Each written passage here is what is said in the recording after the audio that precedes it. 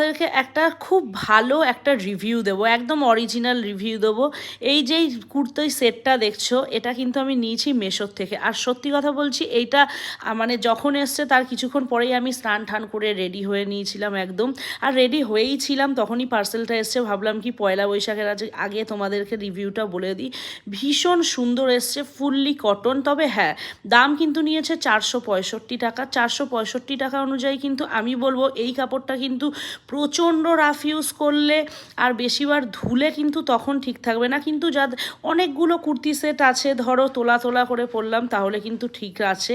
আর সাদার মধ্যে কিন্তু নেভি ব্লুটা খুব একটা স্মার্ট লুক ক্রিয়েট করছিল।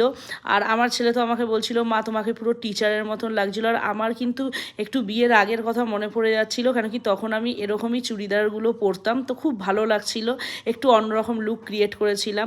আর তারপর কিন্তু এই ভিডিওটা বানানোর পর পেয়ে গেছিলো প্রচণ্ড খিদে। রবিবারের দিন দুপুরবেলায় খিদে পেয়ে গেছিলো। আর এইখানটা দিয়ে না, রান্নাঘরটা দিয়ে খুব সুন্দর একটা আলো আসে, তো সেই আলোটার সামনেই আমি ভাবলাম একটু দাঁড়িয়ে ভিডিও করি আর তোমাদের সঙ্গে শেয়ার করি কি আজকে দুপুরবেলায় কি রান্না করেছিলাম।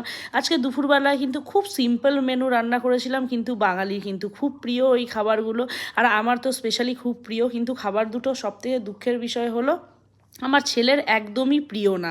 কেন কি আমার ছেলে কিন্তু একদম ভাত ডাল এইসব সিম্পল খাবারগুলো পছন্দ করে। আমি বারবার তোমাদের ভিডিওতে এইটাই বলি, ও একদম পছন্দ করে না। আর হ্যাঁ, খাওয়ার মধ্যে ওই বিরিয়ানিটা একটুখানি খায়, তবে সেটা একবারই যখন বানানো হয়, সেই প্রথমবার যে কাটা হয় সেটাই খাবে। তারপরে কিন্তু একদম অভক্তি।